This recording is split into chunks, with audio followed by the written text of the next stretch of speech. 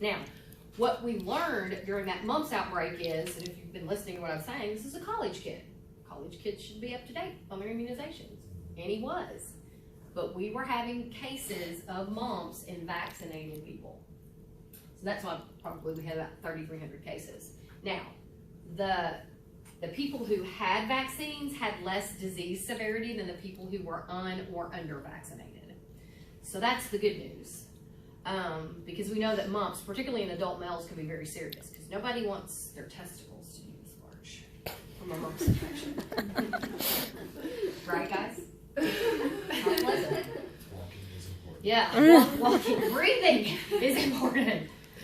So make sure you're up to date on your MMR. How many of you in this room, because you look like a bunch of babies to me, have actually had chickenpox disease? Raise your hand. Yay, you people. How many of you who have not had chickenpox have had 2 vaccines? So who didn't raise their hand for either of those criteria? Because if you did not raise your hand, you should have titers to see if you have immunity. I was that horrible mom in town. My daughter and my son are 6 years apart. So she was actually 7 years old.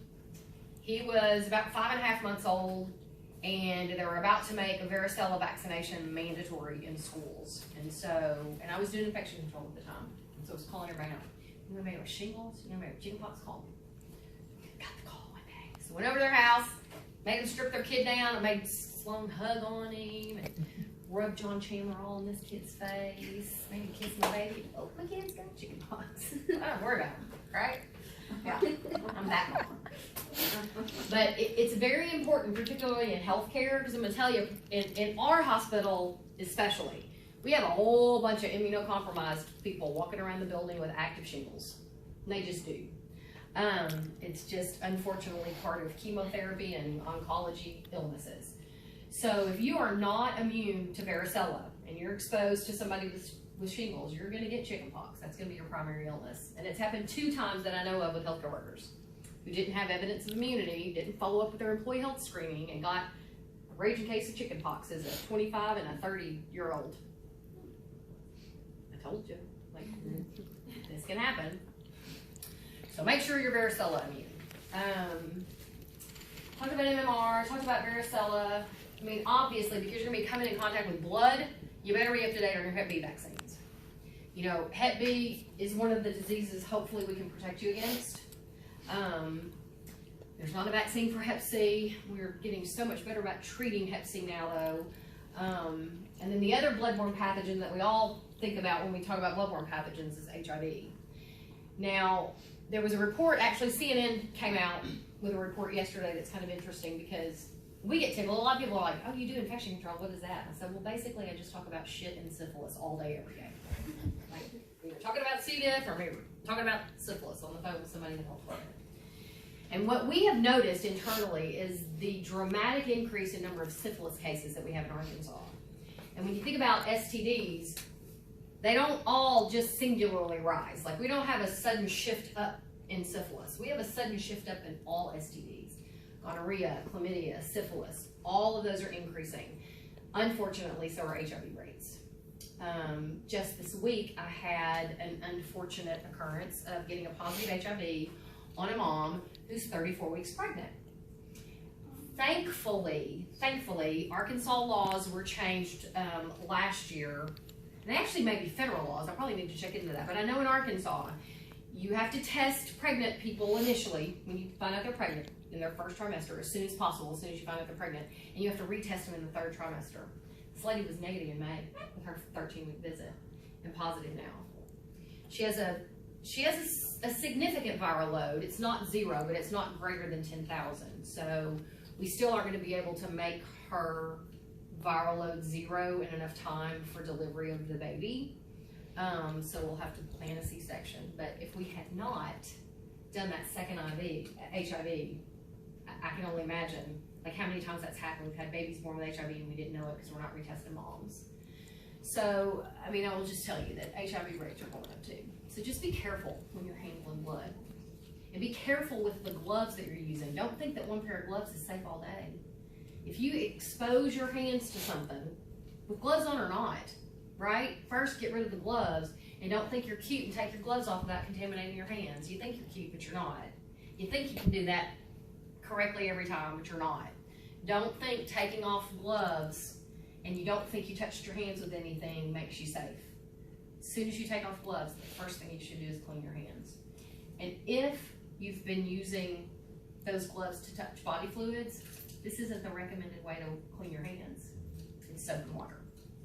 So just keep that in mind. So are there any questions about what I've talked about already before I tell you a couple of fun stories that happened in the lab? Any questions about vaccines? Any other vaccines? Would people working, let's say, in the core lab here be able to, like, I guess, request a titer for any of these? So if you come to work at UAMS, that's part of what we do. Now, if you have documented 2 vaccines, we're not going to titer you. Okay. We will consider you immune. But if you can only find evidence that you've only had 1 vaccine, then yes, we will titer you at that point. It's actually cheaper to do titers than it is to give the vaccine, which is why we choose to do the titers. But we won't do them unnecessarily if you have adequate proof of vaccinations. Make sense? Any other questions about vaccines? Mm-hmm. What do you do if your titers are low? If your titers are low? Yeah. Depends on what for. So we actually had a measles case about a year and a half, 2 years ago. And I learned something about titers too, because I had to initially furlough 25 workers in the ED pretty quickly till we could get vaccination proof. And we started doing titers on all those people, because if you have an exposure, you do titers. We had 2 people that couldn't produce evidence of vaccinations, and one of those had low titers. And what we found out from the health department and the CDC at that time was people that have low titers are like people that have good titers. And here's why. If you're immune competent, here's what would happen. If you get exposed to something, let's take hepatitis B, for example. Because we know the test that we do to test for titers for hepatitis B after vaccination is only a really good valid test in that first 2 to 3 months after you've had your last vaccine. Because what happens is you have a rise in those antibodies, and then they drop off to basically a non-detectable level.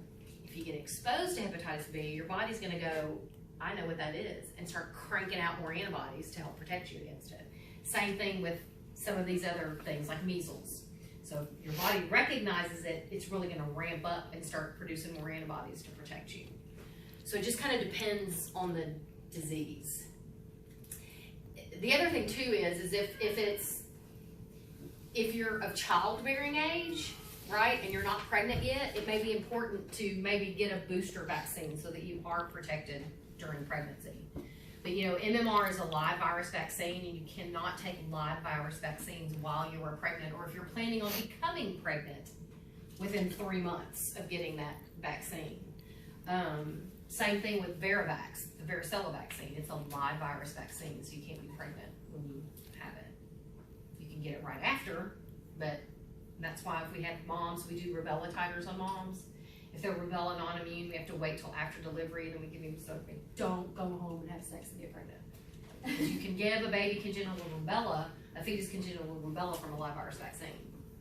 So